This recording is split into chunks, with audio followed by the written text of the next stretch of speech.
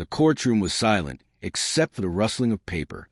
Marcus Bennett sat at the defendant's table, legs crossed, Italian leather shoes gleaming under the fluorescent lights. His custom-tailored navy suit probably cost more than most people's monthly rent. He glanced back at Jessica, his girlfriend, his future, his validation, sitting in the third row, and she gave him an encouraging smile. He had this. He knew he had this. "Your Honor," his attorney began, standing with practiced confidence, "my client has been more than generous during these proceedings. He's offering Mrs. Bennett a fair settlement." "Fair," Sarah's attorney interrupted, rising slowly. "Your Honor, if I may." Judge Patricia Morrison, a woman in her early 60s with silver streak hair and reading glasses perched on her nose, gestured for her to continue. "We have documentation here that I believe the court and Mr. Bennett will find quite illuminating." Marcus felt the first flicker of unease. Just a flicker. Nothing serious. The attorney placed a folder on the judge's bench. Judge Morrison opened it, scanned the first page, then the second. Her eyebrows rose slightly. She looked at Marcus over her glasses, and in that moment, though he didn't fully understand it yet, Marcus Bennett's entire world began to crack. But to understand how a man could be so catastrophically wrong about his own life, we need to go back to where it all started. This is the story of Marcus Bennett, a man who genuinely believed he was a self-made success. At 42, Marcus was the CEO of TechVantage Solutions, a software startup that had been gaining traction in the competitive Silicon Valley adjacent market. He drove a Tesla Model S, lived in a 3-story mansion in an exclusive gated community, and belonged to a country club where memberships cost 6 figures. To anyone looking from the outside, Marcus had built the American dream. He would tell anyone who listened about his journey, how he started with nothing but an idea and determination, how he worked 18-hour days, how he sacrificed everything to build something meaningful, and standing beside him, always slightly behind him at social events, was Sarah. Sarah Bennett, 38, was elegant in a way that doesn't demand attention but commands respect. Dark hair usually pulled into a soft bun, minimal makeup, designer clothes that Marcus always assumed he paid for. She was his wife of 15 years, his college sweetheart, his partner, his accessory, if he was being honest with himself, which he rarely was. At dinner parties, Marcus loved to joke about how he rescued Sarah from a boring accounting career, how he showed her what real ambition looked like, how she was lucky to have married someone with vision.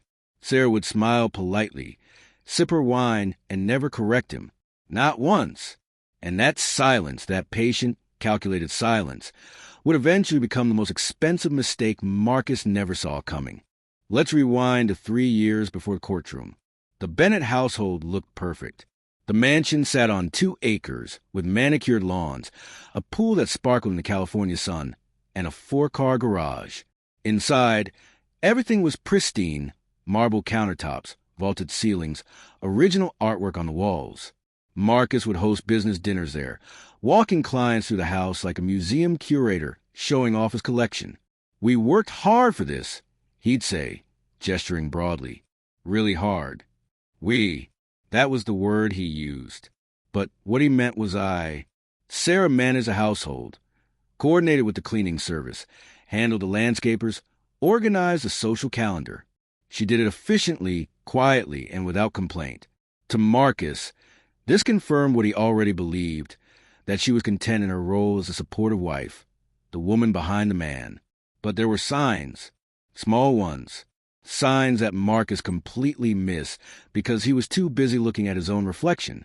Like the time Marcus came home excited about landing a new client. "Babe, you won't believe it. I closed a Henderson account. That's $500,000 in revenue next quarter." Sarah looked up from her laptop at the kitchen island. "That's wonderful. Congratulations. This calls for celebration. Let's go to Nero's tonight. I'll make a reservation." "Sounds good. Should I call ahead to settle last month's bill? It's been sitting in the—" "Don't worry about that stuff," Marcus interrupted, waving dismissively. "That's what accountants are for." Sarah nodded slowly. "Right. Of course." She closed her laptop. Didn't mention that she was the one who actually paid that bill, or that the accountants Marcus referred to were actually her personal financial advisors, managing the trust fund he didn't know existed. Or another time, at a 4th of July barbecue with friends, Marcus stood by the grill, beer in hand, pontificating to his buddy Derek about business strategy. The problem with most startups is they don't understand capital allocation. You need to be ruthless about where money goes. I learned it the hard way. Derek nodded appreciatively. How'd you fund TechVantage in the beginning? Angel investors? Nah, man. Bootstrapped it. Pure hustle. Maxed out credit cards. Lived lean. Reinvested everything. From across the patio, Sarah heard this and nearly laughed. But she didn't. She just refreshed a lemonade pitcher and smiled at their guests. Maxed out credit cards. That was rich. The truth was that TechVantage Solutions was funded with a $500,000 loan from Sarah's family trust, a loan Marcus signed paperwork for, but apparently forgot about the moment the money hit the business account. The mansion? Purchased with a down payment of $800,000 from Sarah's inheritance from her grandmother. The Tesla he loved so much? Birthday gift from Sarah, purchased with her investment returns. Even the country club membership, the one Marcus used to network and close deals, was paid through an account in Sarah's name.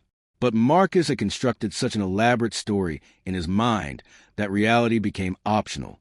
He saw what he wanted to see, a successful man who earned everything, married to a woman who contributed, well, companionship. And for 15 years, Sarah let him believe it. Why? Because she loved him. Because she thought his ego was just a phase.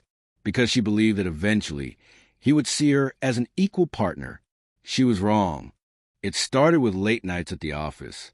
Marcus had always worked long hours. That much was true. But around month 14 of year 15 of their marriage, something shifted. The late nights became overnights. The business trips became more frequent. The attention he gave Sarah dwindled from little to nothing. And then there was Jessica. Jessica Hartman, 28, joined TechVantage Solutions as Marcus's executive assistant. Blonde, ambitious, always dressed just a touch too provocatively for a professional office. But Marcus certainly wasn't complaining. Jessica was everything Sarah wasn't in Marcus's increasingly delusional mind. She was young. She laughed at his jokes. She looked at him like he was a genius, a titan of industry, a man who built empires. She had no idea he built his empire on someone else's foundation. Their affair began predictably. Late nights working on presentations turned into drinks after work. Drinks turned into dinners.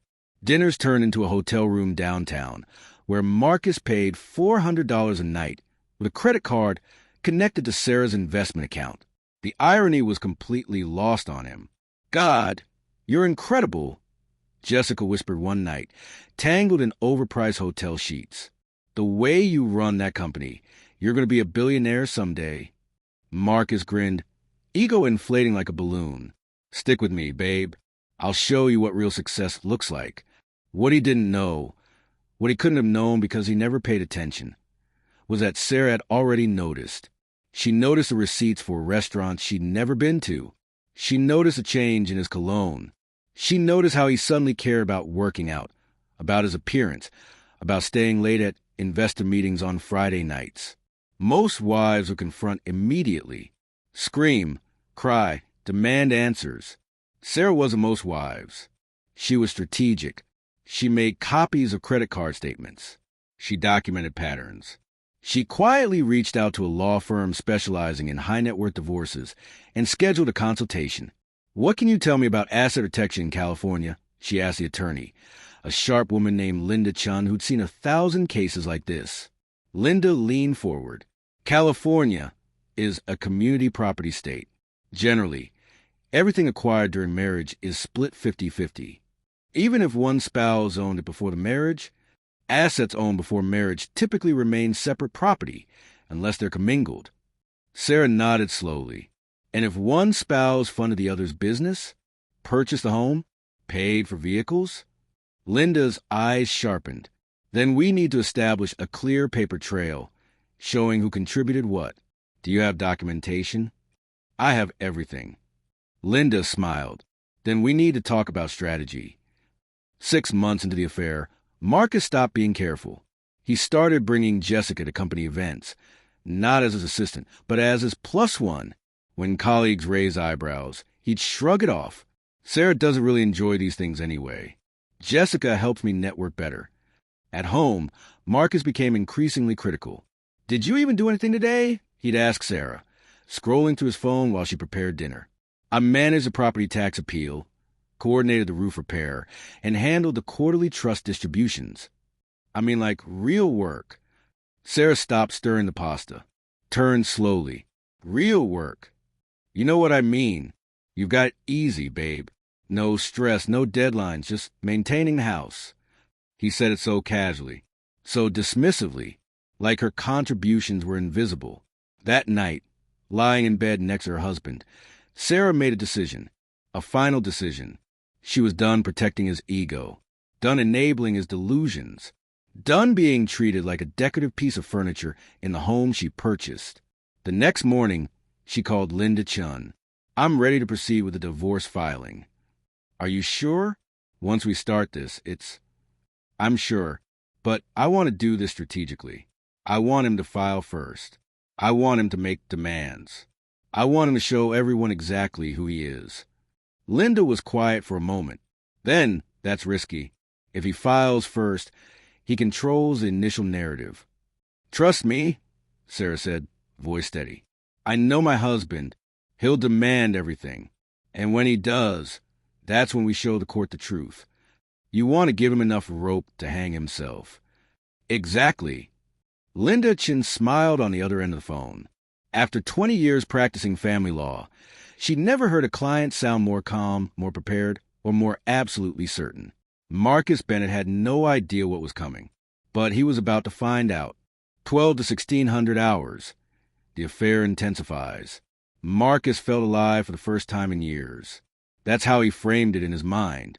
Not that he was betraying his wife, destroying his marriage, or being a cliché middle-aged man having an affair with someone young enough to be at a different life stage entirely. No, he was rediscovering himself, finding passion again, living authentically. The self-justification was almost artistic in its delusion. Jessica became his escape. Every stolen moment felt like validation that he deserved more than what he had. More excitement, more admiration, more everything. They'd meet at the Riverside Hotel 3 times a week. Room 412. Marcus knew the front desk staff by name now. Good evening, Mr. Bennett. The clerk would say, handing over the key card with a professional smile that definitely meant she knew exactly what was happening. Evening, Martin. Beautiful night, isn't it? Indeed it is, sir. Marcus would take the elevator up, and Jessica would already be there. Candles lit, wine chilled, wearing something that left little to imagination. I've been thinking about you all day, she'd purr, wrapping her arms around his neck. And Marcus would feel like a king. A king spending $1,600 a week on hotel rooms charged to a credit card funded by his wife's investment portfolio. But details like that didn't register. In Marcus's mind, this was his money, his success, his reward for working hard. They'd order room service, lobster, champagne, desserts that cost more than most people's grocery budgets.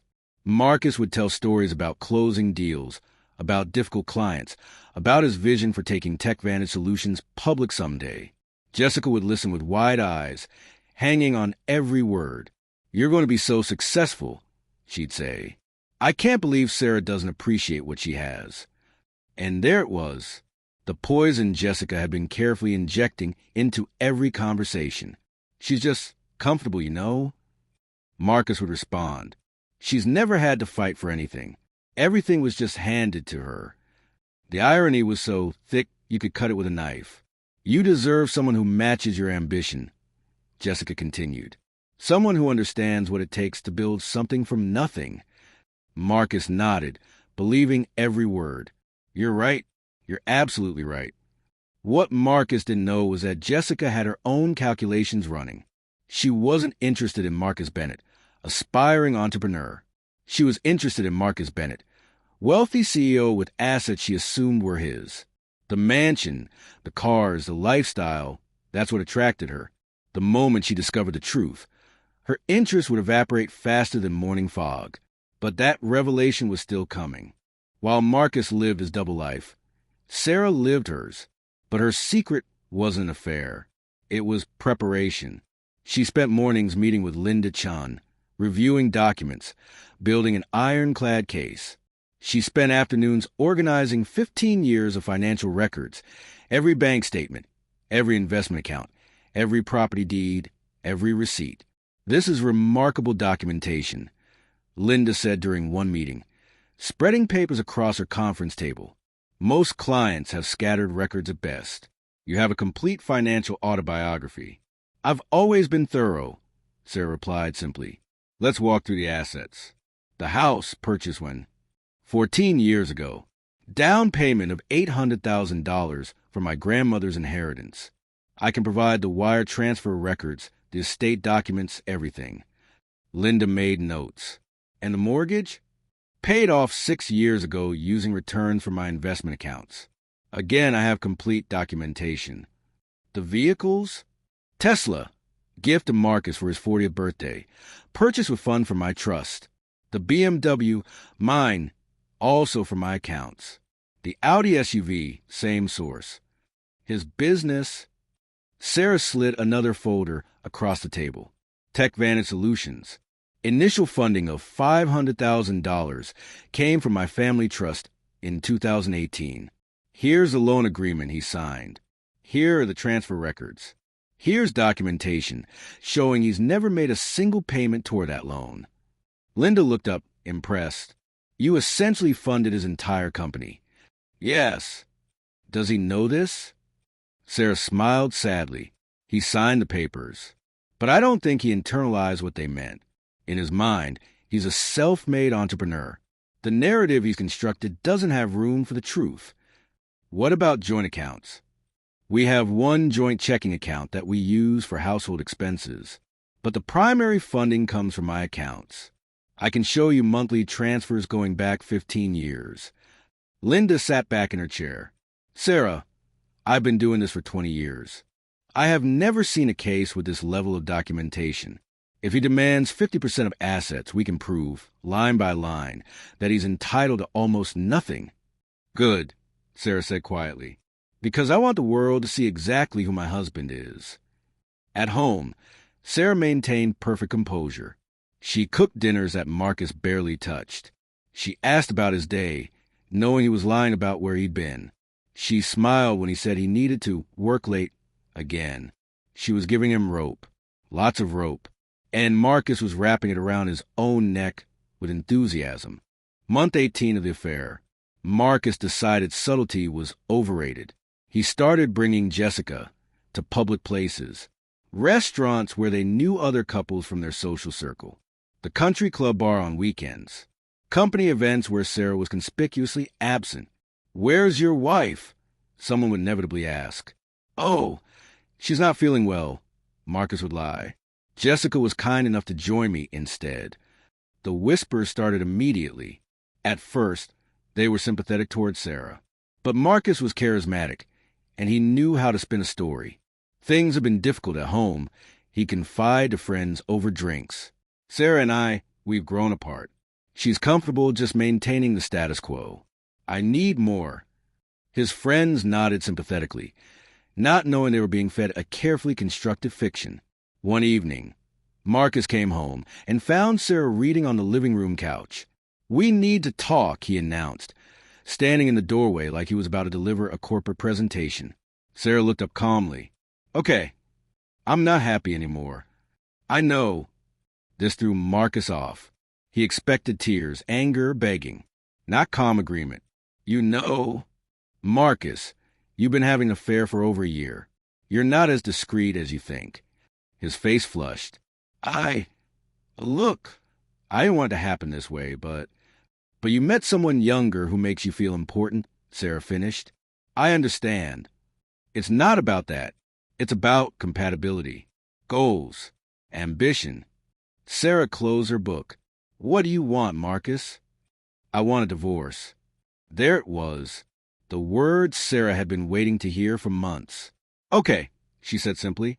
Okay, That's it? No fighting? No trying to work it out? What would be the point? Sarah stood, smoothing her dress. You've clearly made your decision. Let's handle this like adults. Marcus felt oddly deflated. He'd expected drama. This anticlimactic acceptance felt wrong somehow. I'll have my attorney draw up papers, he said, recovering his confidence. Obviously, we'll need to divide assets fairly. The house, the cars, my business. Of course, Sarah agreed. Fair division. I wouldn't expect anything less. Marcus nodded, satisfied. Good. I'm glad you're being reasonable about this. I'm always reasonable, Marcus. That night, Marcus called Jessica with the news. I did it. I asked for the divorce. Oh my God! How did she react? She was surprisingly calm.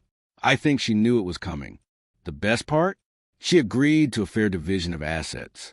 This is going to be so much easier than I thought. Jessica squealed with excitement. We can finally be together. No more hiding. Exactly. And once the divorce is finalized, we'll move into the mansion together? Absolutely. You're going to love it there. Jessica sighed happily.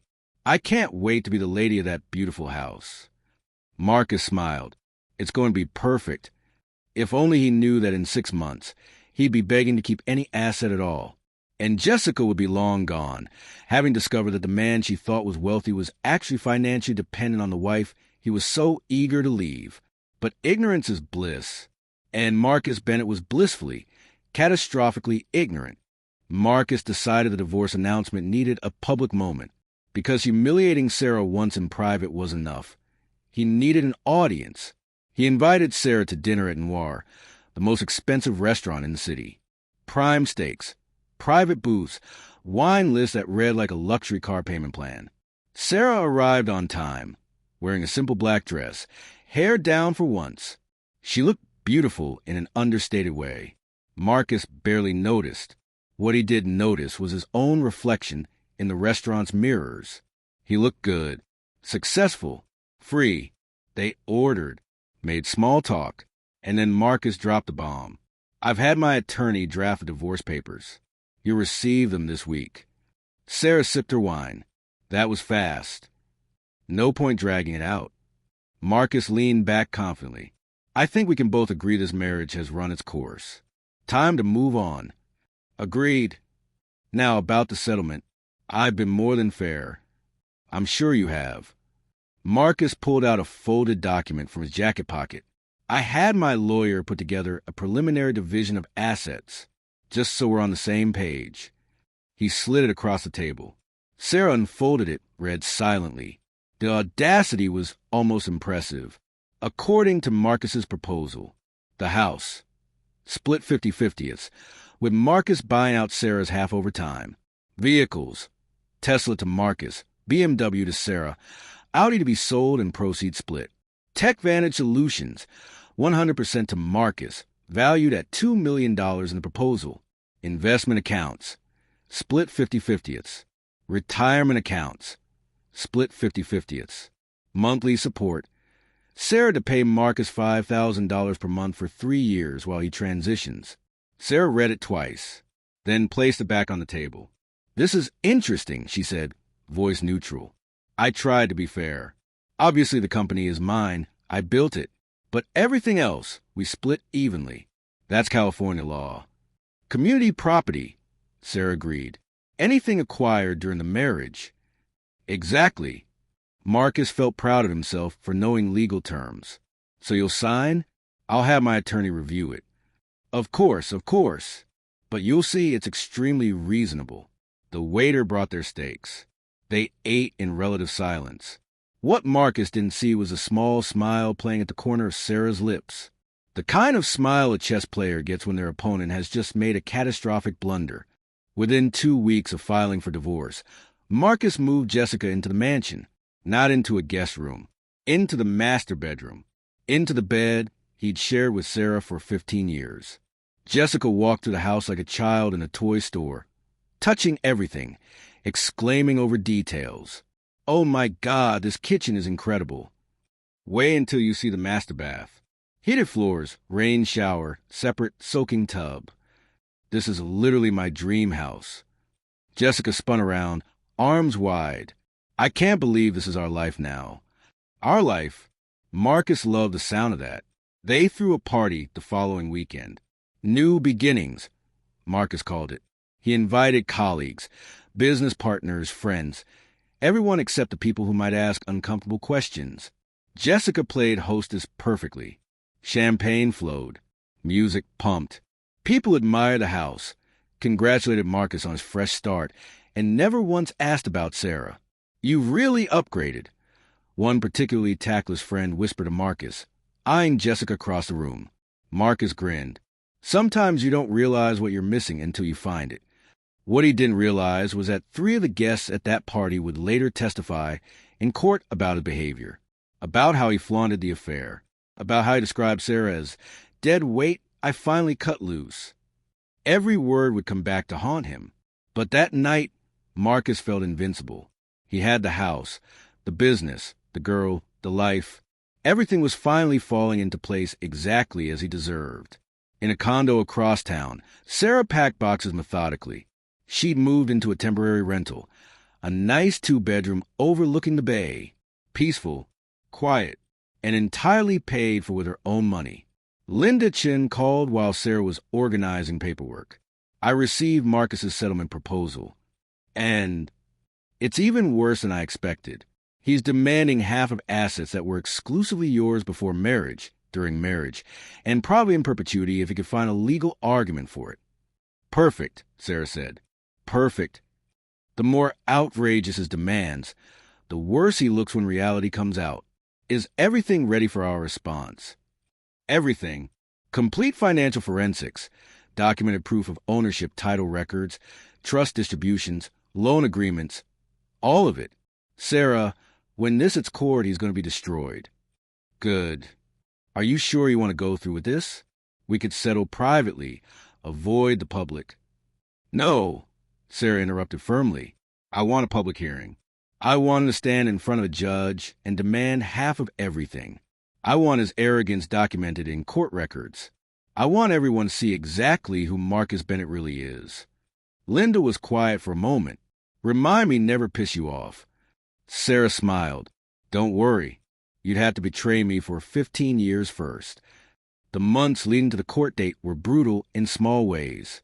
Marcus started posting on social media, something he'd rarely done during the marriage. Suddenly his Instagram was full of photos. Him and Jessica at expensive restaurants, on weekend trips to Napa, at company events. Every caption dripped with subtext. Starting the next chapter. Hashtag new beginnings, hashtag living my best life. Grateful for people who see your worth. Hashtag blessed. Surround yourself with those who elevate you. Hashtag upgrade your circle. Their mutual friends saw these posts. Some unfollowed him immediately. Others commented supportive things publicly while texting Sarah privately. What is he thinking? Marcus also started bad-mouthing Sarah openly. To anyone who would listen. She never worked a day in our marriage. Just spent my money. I supported her lifestyle for 15 years. Now she wants half of everything I built. Some women marry for love. Others marry for a meal ticket. These comments got back to Sarah through various channels. Her sister called, furious. I saw what he posted in that entrepreneur group on Facebook. Sarah, he's calling you a gold digger. You need to respond. I don't need to do anything, Sarah said calmly. Let him talk. Every word is evidence of his character. But people believe him. The people who matter know the truth. The rest will find out soon enough. Her sister wasn't satisfied. You're being too calm about this. He's humiliating you publicly. Rebecca, I've spent 15 years watching Marcus construct a fantasy world where he's a hero. Let him live in it a little longer. Reality arrived soon enough. And reality was indeed coming. The court date was set March 15th, Judge Patricia Morrison presiding. Public courtroom. Full gallery. Marcus's attorney filed motion after motion, each more aggressive than the last. He wanted immediate access to Sarah's bank accounts. He wanted her to disclose all assets. He demanded forensic accounting of her finances. Linda Chun welcomed every motion. He's setting himself up beautifully, she told Sarah. Every demand he makes establishes that he believes he's entitled to your assets. When we prove they were never his to begin with, the judge is going to be unimpressed. 2 weeks before the hearing, Marcus's attorney called Linda with a settlement offer. My client is willing to be reasonable. Mrs. Bennett keeps the house. He keeps the business. They split the vehicles and investment accounts. No spousal support either direction. Clean break. Linda almost laughed. Your client is willing to be reasonable by keeping a business he never paid for? He built TechVantage from the ground up with $500,000 of Mrs. Bennett's money that was never repaid. We have the loan documents. Your client's signature is on them. Silence on the other end. I'll communicate her offer to my client, Linda continued, but I suspect she'll prefer to let the court decide. Linda, I'm trying to save everyone time and embarrassment here. The only person who should be embarrassed is your client. See you in court. She hung up and immediately called Sarah. They're getting nervous. Marcus's attorney just offered a settlement. What did you say? That we'll see them in court. Perfect. Sarah, are you ready for this? Court proceedings can be brutal. Every detail of your marriage will be examined. Every financial decision scrutinized. I'm ready, Sarah said. I've been ready for months. Then let's show Marcus Bennett what happens when you underestimate the woman who made your entire life possible. March 15th was 9 days away. Marcus Bennett spent those 9 days planning his future with Jessica, celebrating prematurely, and believing with absolute conviction that he was about to win. Sarah Bennett spent those 9 days reviewing documents with Linda, preparing her testimony, and waiting patiently for justice. One of them understood what was coming. The other was about to learn a lesson he'd never forget. March 15th arrived with unusual clarity, the kind of bright California morning that makes everything feel cinematic. The courthouse steps were crowded with people heading to various hearings. Family law cases, custody battles, divorces that would reshape lives. Just another Tuesday in the American legal system. Marcus arrived at 8:45 a.m. for a 9 a.m. hearing. He wore his most expensive suit, charcoal gray, custom tailored, pocket square, perfectly folded. His attorney, Richard Donovan, walked beside him carrying a leather briefcase that probably cost more than most people's rent. And beside Marcus, against every bit of legal advice he'd received, was Jessica. She wore a tight red dress, designer heels, and enough jewelry to make a statement. She clung to Marcus's arm like a trophy, whispering encouragement as they climbed the steps. You've got this, babe. She can't fight reality. Marcus smiled. This'll be over by lunch. Then we celebrate. They entered courtroom 4B. The gallery was surprisingly full. Word had spread about this case among local attorneys. High net worth divorce with disputed assets. These were the cases lawyers whispered about over lunch. Marcus took his seat at the defendant's table, confident and relaxed. Jessica sat in the third row, directly in his sight line. She gave him a thumbs up. He winked back. At 8:55 a.m., the courtroom doors opened again. Sarah entered quietly, dressed in a navy blue suit that was professional without being showy. Her hair was pulled back simply. No jewelry except small pearl earrings, a gift from her grandmother decades ago. She walked to the plaintiff's table accompanied by Linda Chun, who carried 2 accordion files stuffed with documents. Sarah didn't look at Marcus, didn't acknowledge him at all. She simply sat down, folded her hands, and waited. Marcus noticed her composure and misinterpreted it as defeat. She probably realized she couldn't win, he thought. Good. This would go smoothly. At precisely 9 a.m., the bailiff stood. All rise. The Superior Court of California, County of San Mateo, is now in session. The Honorable Judge Patricia Morrison presiding. Judge Morrison entered. A woman in her early 60s with silver-streaked hair pulled into a neat bun, black robe crisp and professional, reading glasses hanging from a chain around her neck. She'd been on the bench for 18 years and had presided over more than 2,000 family law cases. She'd seen every lie, every manipulation, every desperate attempt to hide assets or fabricate hardship. She was not easily fooled. Please be seated. Judge Morrison settled into her chair, opened the case file, and spent a full minute reading silently while the entire courtroom held its breath. Then she looked up. Bennett versus Bennett. Dissolution of marriage. Division of assets. Possible spousal support. She looked at both tables. I've reviewed the preliminary filings. This appears to be contentious. Your Honor, if I may. Richard Donovan stood quickly. You may not, Mr. Donovan. I'll hear opening statements in a moment. First, I want to establish what we're dealing with here. She flipped through papers. Mr. Bennett is seeking 50% division of all marital assets, including the family home, investment accounts, and vehicles. He's also requesting spousal support of $5,000 monthly for 3 years. Is that accurate? Yes, Your Honor. My client simply wants what's fair under California community property law. And Mrs. Bennett? Judge Morrison turned to Linda Chun. Linda stood slowly. Your Honor, my client is requesting that the court recognize separate property ownership as established by documentation predating and extending throughout the marriage. We're prepared to present extensive evidence that the assets in question were never community property. Judge Morrison's eyebrow raised slightly.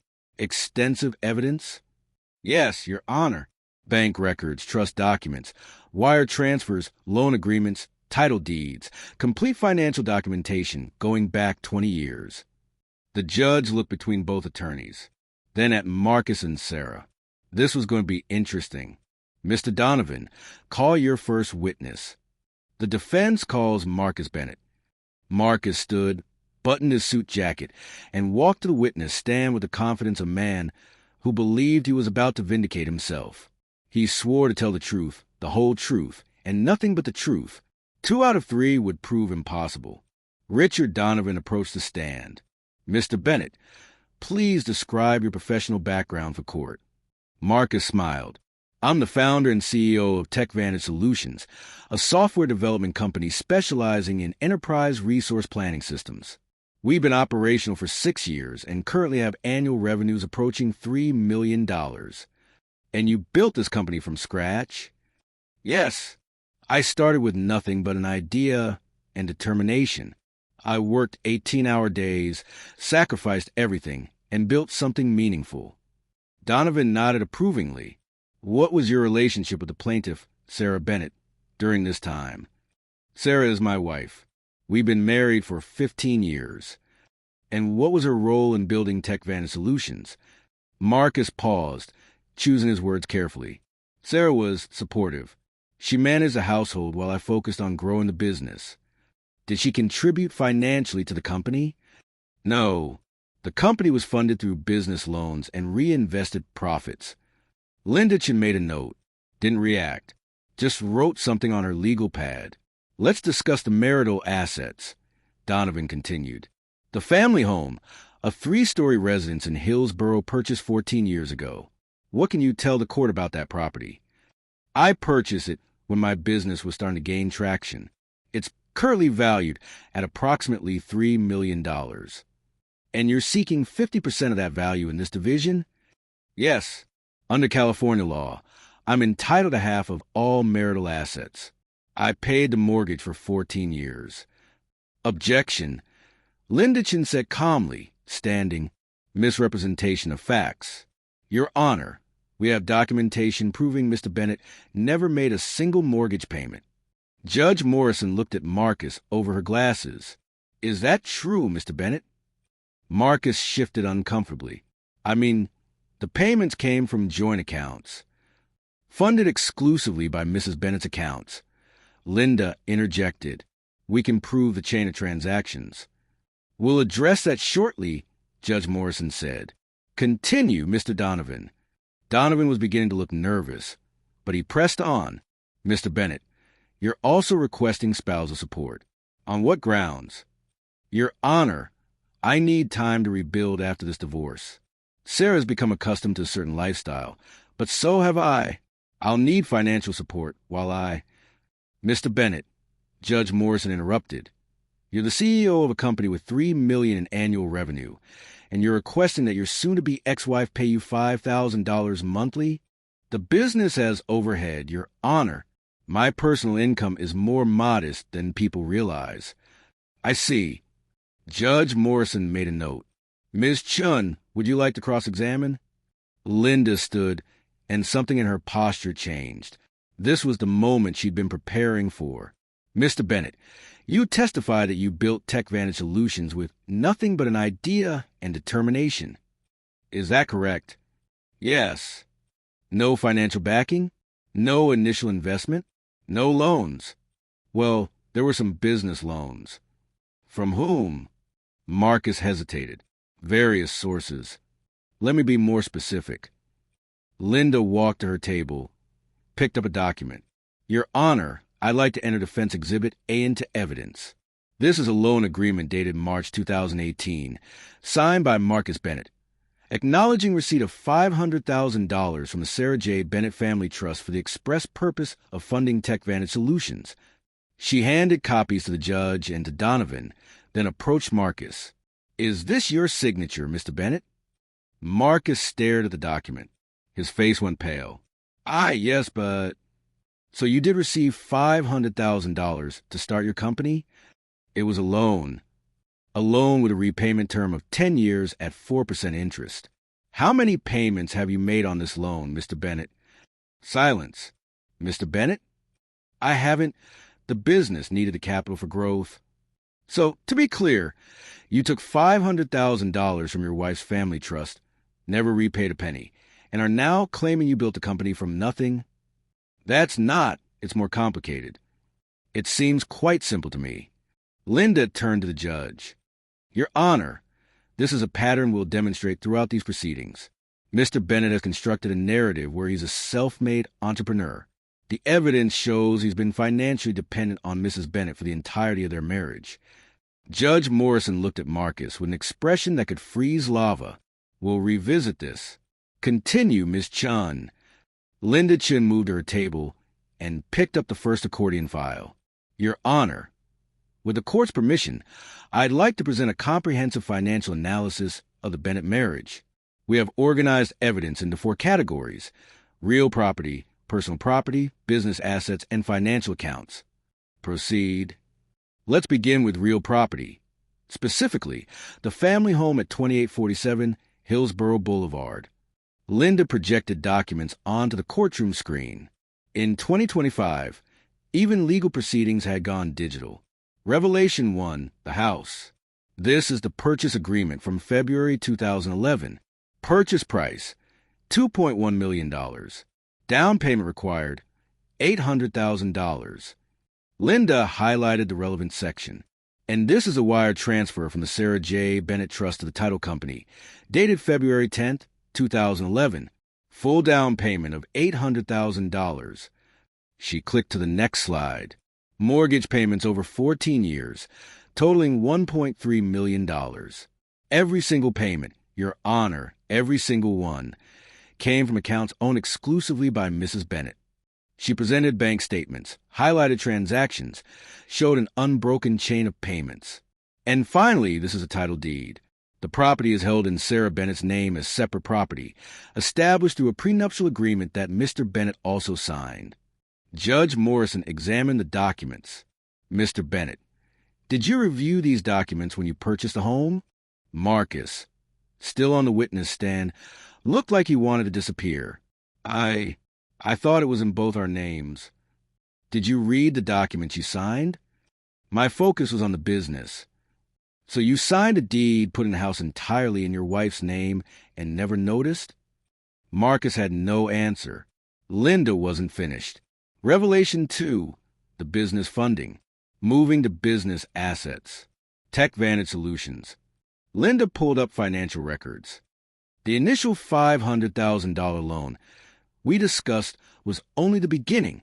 Over 6 years, Mrs. Bennett provided an additional $300,000 in capital infusions, all documented, all signed for by Mr. Bennett.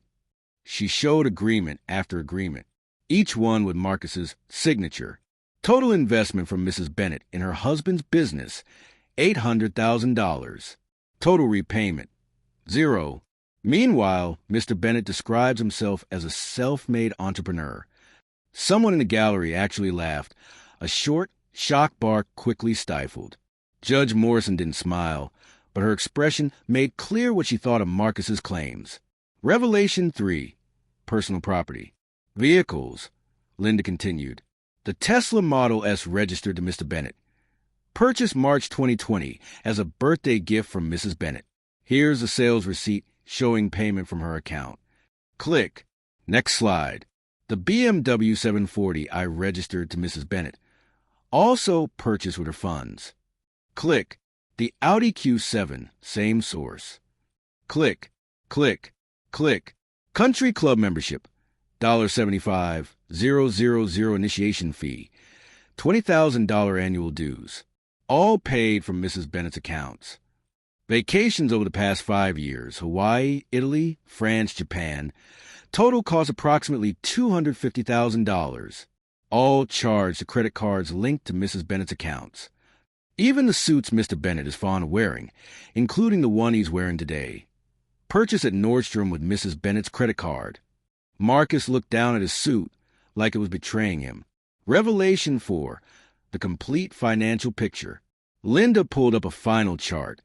A comprehensive breakdown of financial contributions over 15 years. Your Honor, we've conducted a complete forensic accounting of the Bennett marriage. Over 15 years. Mrs. Bennett's financial contributions.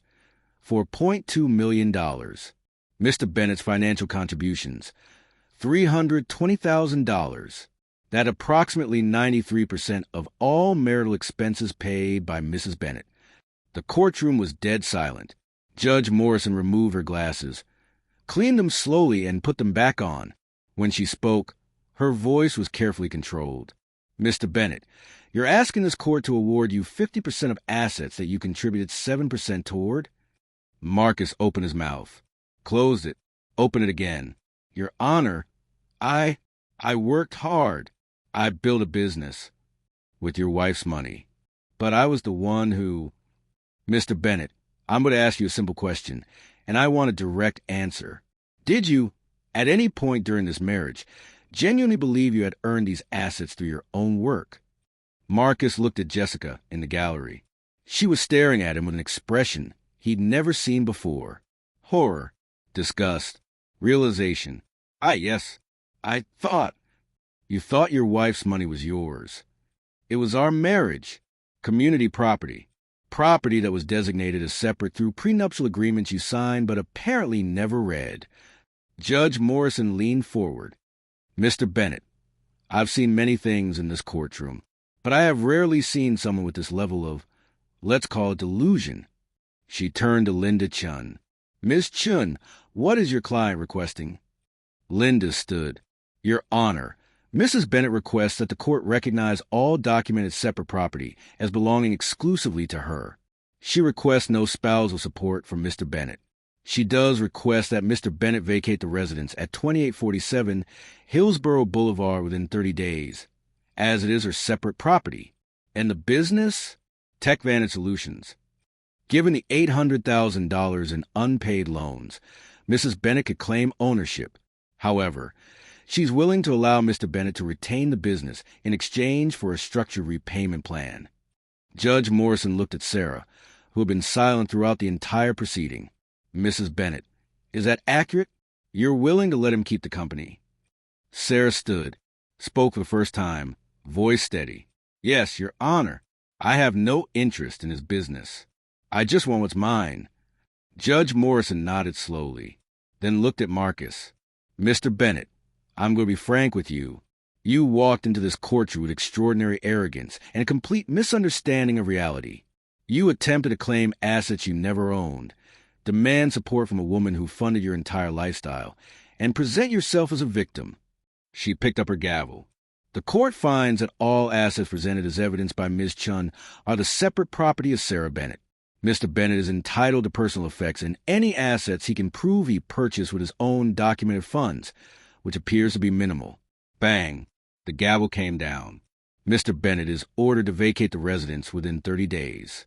No spousal support will be awarded in either direction. Mr. Bennett retains ownership of TechVantage Solutions, but is obligated to repay the $800,000 loan under the original terms. This court is adjourned. Bang! It was over. Marcus sat frozen in the witness stand. Face ashen, reality finally crashing down around him. In the gallery, Jessica stood and walked out without looking back. And Sarah Bennett, for the first time in 15 years, felt completely free. The courtroom emptied slowly. Attorneys packed briefcases. Court reporters saved transcripts. The bailiff reset the room for the next case. Marcus remained at the defendant's table, staring at nothing. Richard Donovan, his attorney, approached hesitantly. "Marcus, we need to discuss next steps. You have 30 days to vacate the property." "I can't believe this," Marcus whispered. "Marcus, everything. She took everything."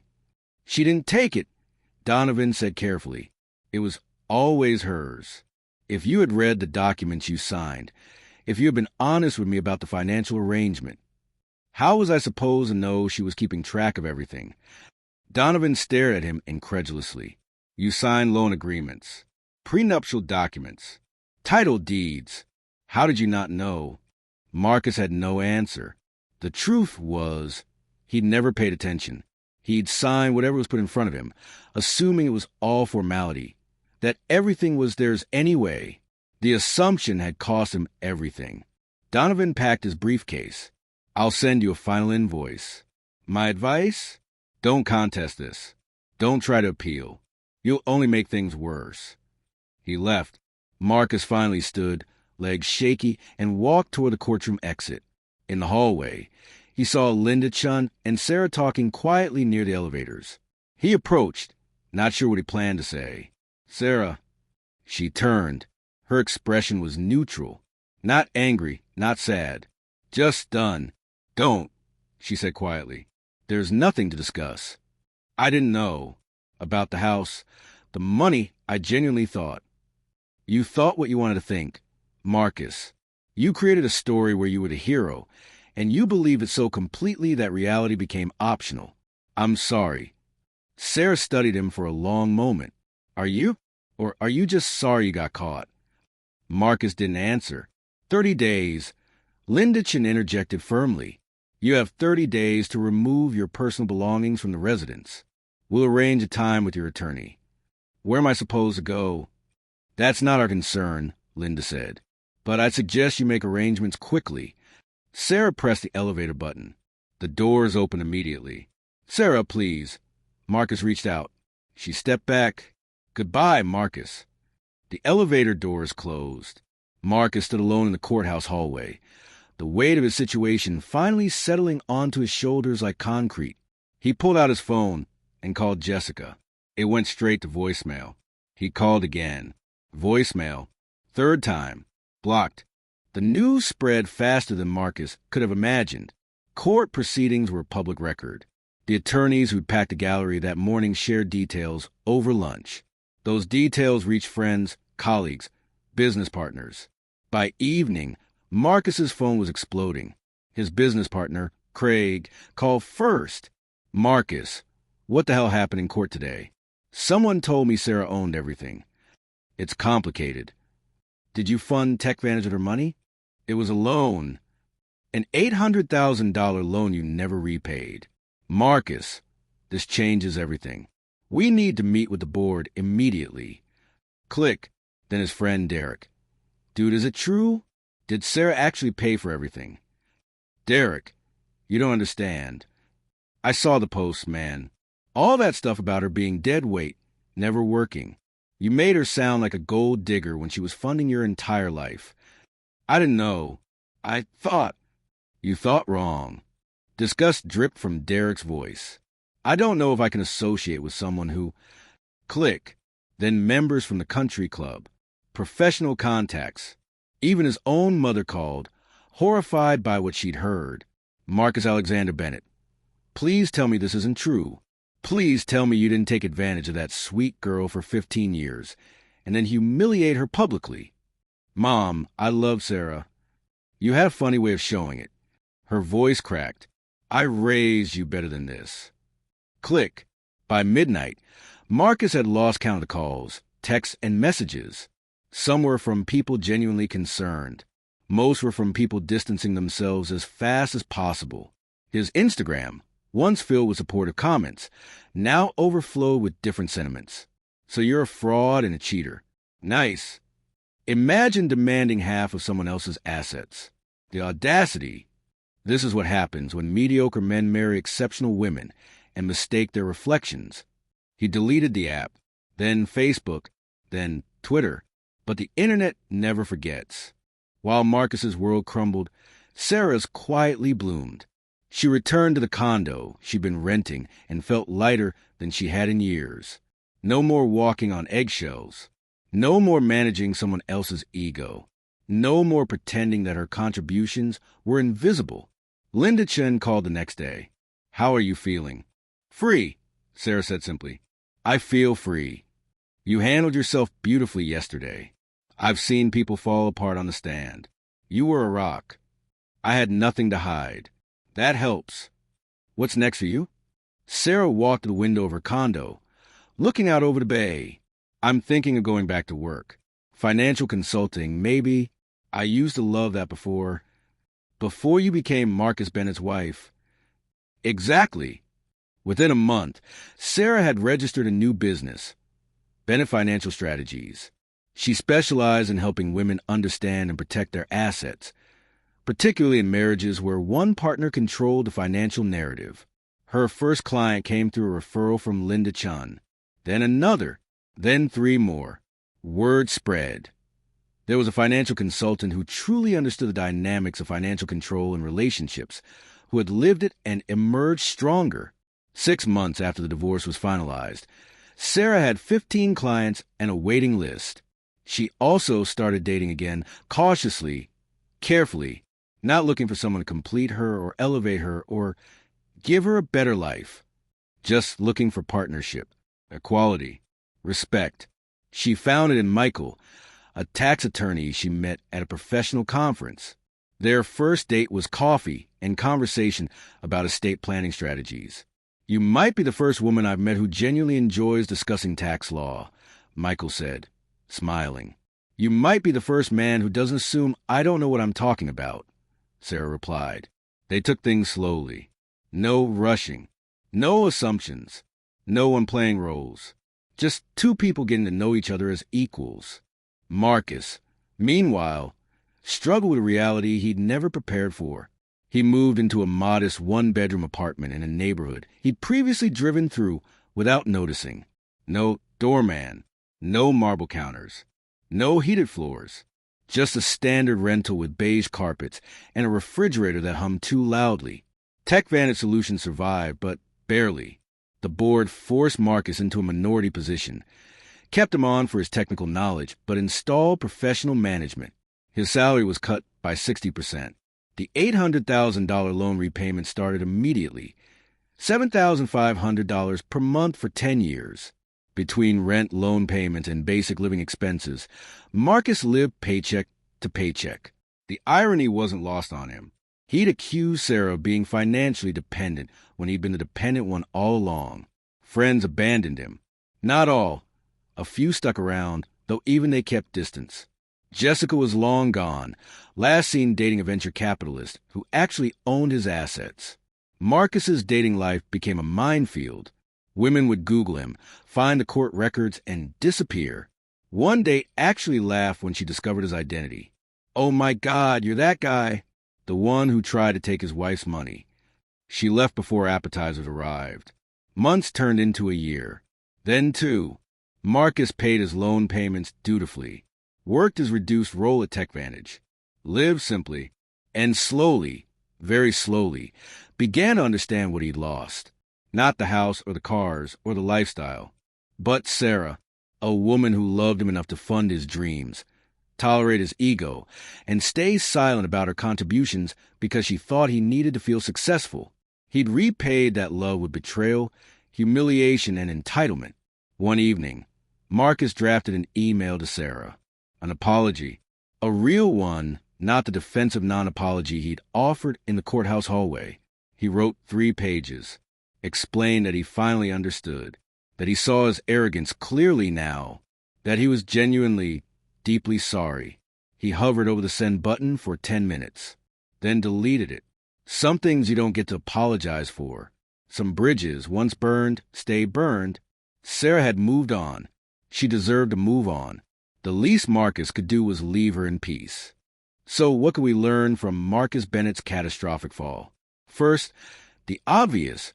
Read the documents you sign. Marcus signed away rights of property he didn't own and took out loans he didn't track. Basic financial literacy could have prevented his delusions. But the deeper lesson is about respect, gratitude, and the danger of constructing false narratives. Marcus didn't just forget that Sarah contributed financially. He actively built a story where her contributions didn't exist, where he was the sole architect of their life together, where she was decoration rather than foundation. Psychologists call this cognitive distortion, when your brain rewrites reality to fit the story you prefer. Marcus preferred being the self-made hero, so his brain obligingly erased evidence to the contrary. The affair with Jessica wasn't really about Jessica. It was about Marcus's need to feel superior, accomplished, worthy, feelings his own insecurity couldn't generate internally. Here's the thing about people like Marcus. They don't usually start out as villains. They start as insecure people who compensate with false confidence. That false confidence becomes persona.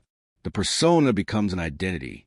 And eventually, they can't tell the difference between who they pretended to be and who they actually are.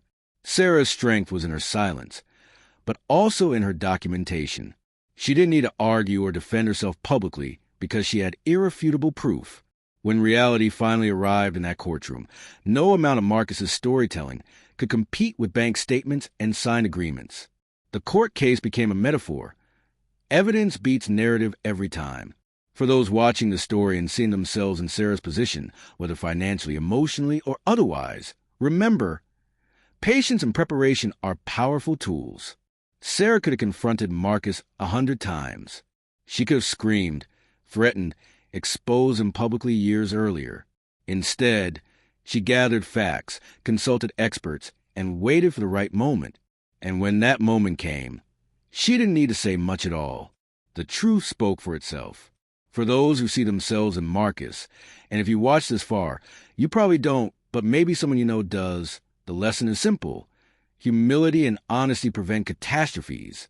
If Marcus had acknowledged Sarah's contributions, if he'd valued her partnership, if he'd seen her as an equal rather than a supporting character in his story, everything would be different. But he didn't, and now he lives with consequences that no amount of regret can undo. Justice, in this case, was revenge. It was simply reality finally being acknowledged. Marcus thought he had earned everything. The court proved he had earned almost nothing. Marcus thought Sarah was weak. She proved she was strategic. Marcus thought his story was the truth. Reality disagreed. In the end, karma doesn't need a plan. It just needs time. And sometimes it needs a courtroom. Because while you can lie to yourself, you can lie to your friends, you can even lie to your spouse. You cannot lie to bank statements, signed documents, and a judge who's seen it all before. Marcus Bennett learned that lesson the hardest way possible. And somewhere in Northern California, Sarah Bennett is living proof that the best revenge isn't revenge at all. It's simply taking back what was always yours and moving forward without looking back. What would you do if you discovered your partner saw your contributions as invisible? Share your thoughts in the comments. And remember, silence isn't always weakness. Sometimes it's strategy. Subscribe for more stories about people who underestimated the wrong person and paid the price.